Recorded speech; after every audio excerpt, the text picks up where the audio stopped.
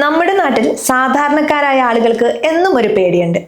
പണിയെടുക്കാൻ വയ്യാത്ത കാലമായാൽ ആര് നോക്കും, എങ്ങനെ ജീവിക്കും?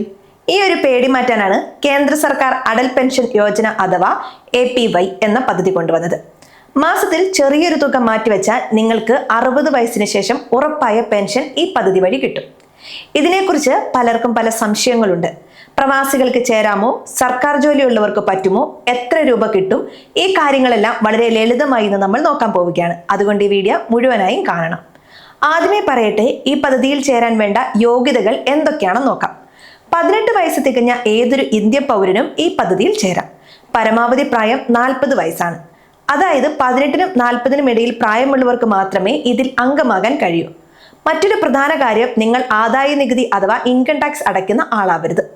അതുപോലെ തന്നെ EPF പോലുള്ള മറ്റ് സർക്കാർ പെൻഷൻ പദ്ധതികളിൽ അംഗങ്ങളായവർക്കും ഇതിൽ ചേരാൻ അനുവാദമില്ല. ഒരു ബാങ്ക് അക്കൗണ്ടും ആധാർ ഫോൺ നമ്പറും മാത്രം മതി ഇനി നിങ്ങൾക്ക് ഈ പദ്ധതിയുടെ ഭാഗമാകാൻ. ഇനി എത്ര രൂപയാണ് പെൻഷൻ കിട്ടുക എന്ന് നോക്കാം. 5 തരത്തിലുള്ള പെൻഷൻ തുകകളാണ് സർക്കാർ നിശ്ചയിച്ചിട്ടുള്ളത്. മാസം 1000 രൂപ, 2000 രൂപ, 3000 രൂപ, 4000 രൂപ, പിന്നെ പരമാവധി 5000 രൂപ വരെ. നിങ്ങൾ എത്ര രൂപ മാസത്തിൽ അടയ്ക്കുന്നു എന്നതിനും ഏത് പ്രായത്തിലാണ് പദ്ധതിയിൽ ചേരുന്നത് എന്നതിനും അനുസരിച്ചായിരിക്കും ഈ പെൻഷൻ തുക തീരുമാനിക്കുന്നത്. ഉദാഹരണത്തിന് 18 വയസ്സുള്ള ഒരാൾ മാസം 5000 രൂപ പെൻഷൻ കിട്ടുന്ന രീതിയിലാണ് ചേരുന്നതെങ്കിൽ വെറും 210 രൂപ മാത്രം മാസം അടച്ചാൽ മതി. എന്നാൽ 40 വയസ്സിലാണ് നിങ്ങൾ ചേരുന്നതെങ്കിൽ ഇതേ പെൻഷൻ കിട്ടാൻ ഏകദേശം 1200 രൂപയോളം മാസം അടയ്ക്കേണ്ടി വരും. അതുകൊണ്ട് എത്ര നേരത്തെ ചേരുന്നോ അത്രയും ലാഭം നിങ്ങൾക്ക് കിട്ടും. പലർക്കുമുള്ള പേടിയാണ് ഈ പൈസ എങ്ങാനും പോയി പോകുമോ എന്ന്. ഇത് കേന്ദ്ര സർക്കാരിന്റെ നേരിട്ടുള്ള നിയന്ത്രണത്തിലുള്ള പദ്ധതിയാണ്. PFRDA എന്ന സ്ഥാപനമാണ് ഇത് നോക്കി നടത്തുന്നത്. അതുകൊണ്ട് നിങ്ങളുടെ പണം സുരക്ഷിതമായിരിക്കും. നിങ്ങൾ അടയ്ക്കുന്ന തുകയ്ക്കനുസരിച്ച് സർക്കാർ വിഹിതവും ഇതിലേക്ക് വരുന്നുണ്ട്. 60 വയസ്സ് തികയുന്നത് വരെയാണ് നിങ്ങൾ പണം അടയ്ക്കേണ്ടത്.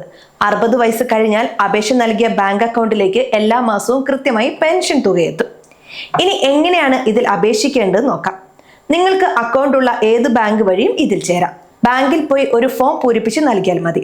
നിങ്ങളുടെ ആധാർ കാർഡ് ബാങ്ക് അക്കൗണ്ടുമായി ബന്ധിപ്പിച്ചിരിക്കണം എന്ന് മാത്രം. ഓരോ മാസവും നിങ്ങളുടെ അക്കൗണ്ടിൽ നിന്ന് പണം താനെ പിടിച്ചെടുക്കുന്ന സൗകര്യം ബാങ്കിൽ ഏർപ്പെടുത്താം.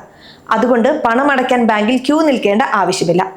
മാസം തോറുമോ 3 മാസം കൂടുമ്പോഴോ 6 മാസം കൂടുമ്പോഴോ പണം അടയ്ക്കാൻ നിങ്ങൾക്ക് തിരഞ്ഞെടുക്കാം. പദ്ധതിയിൽ ചേർന്ന ശേഷം ഒരാൾ മരിച്ചു പോയാൽ എന്ത് സംഭവിക്കുമെന്നത് പ്രധാന ചോദ്യമാണ്. 60 വയസ്സിന് മുമ്പാണ് മരണം സംഭവിക്കുന്നതെങ്കിൽ ആ വ്യക്തിയുടെ പങ്കാളിക്ക്, അതായത് ഭാര്യയ്ക്കോ ഭർത്താവിനോ ബാക്കി കാലയളവ് പണമടച്ച് പദ്ധതി തുടരാം. അതല്ലെങ്കിൽ അതുവരെ അടച്ച തുക പലിശ സഹിതം തിരികെ വാങ്ങാം. 60 വയസ്സിന് ശേഷമാണ് മരണം സംഭവിക്കുന്നതെങ്കിൽ പങ്കാളിക്ക് അതേ പെൻഷൻ തുക ആയുഷ്കാലം മുഴുവൻ ലഭിക്കും. 2 പേരും മരിച്ചു പോയാൽ നിങ്ങൾ ആരെയാണോ നോമിനിയായി വെച്ചിരിക്കുന്നത് ആ വ്യക്തിക്ക് വലിയൊരു തുക ഒന്നിച്ചു കൈമാറും. ഏകദേശം 8.5 ലക്ഷം രൂപയോളം ഇത്തരത്തിൽ നോമിനിക്ക് ലഭിക്കാൻ സാധ്യതയുണ്ട്. ചിലർ ചോദിക്കാറുണ്ട്, പകുതിക്ക് വെച്ച് നിർത്താൻ പറ്റുമോ എന്ന്. സാധാരണഗതിയിൽ ഇത് അനുവദനീയമല്ല. എന്നാൽ മാരകമായ അസുഖങ്ങൾ വരികയോ മറ്റോ ചെയ്താൽ പ്രത്യേക അനുമതിയോടെ പണം പിൻവലിക്കാം. എങ്കിലും പെൻഷൻ എന്ന ലക്ഷ്യം ഉള്ളതുകൊണ്ട് പരമാവധി ഇത് നിർത്താതെ കൊണ്ടുപോകാൻ ശ്രമിക്കുക. അക്കൗണ്ടിൽ പണമില്ലാത്തത് കാരണം അടവ് മുടങ്ങിയാൽ ചെറിയൊരു പിഴ ഈടാക്കും. 1 രൂപ മുതൽ 10 രൂപ വരെയാണ് സാധാരണ പിഴ വരിക. അടവ് മുടങ്ങിയാൽ അക്കൗണ്ട് മരവിപ്പിക്കും. പിന്നീട് കുടിശ്ശിക തീർത്ത് ഇത് വീണ്ടും സജീവമാക്കാം. ഒരു കാര്യം പ്രത്യേകം ശ്രദ്ധിക്കണം. 2026 നിയമപ്രകാരം KYC പുതുക്കൽ വളരെ നിർബന്ധമാണ്. നിങ്ങളുടെ ഫോൺ നമ്പറും ആധാറും എപ്പോഴും അപ്ഡേറ്റ് ആയിരിക്കണം. തുകയുടെ നിരക്കുകളിൽ ചെറിയ മാറ്റങ്ങൾ വരാൻ സാധ്യതയുള്ളതിനാൽ അടുത്തുള്ള ബാങ്കിൽ പോയി കൃത്യമായി വിവരം തിരക്കുക. പ്രവാസികൾക്ക് ഈ പദ്ധതിയിൽ ചേരാം. എന്നാൽ അവർ ഇന്ത്യയിൽ നികുതി അടയ്ക്കുന്നവരാകാൻ പാടില്ല എന്ന നിബന്ധനയുണ്ട്.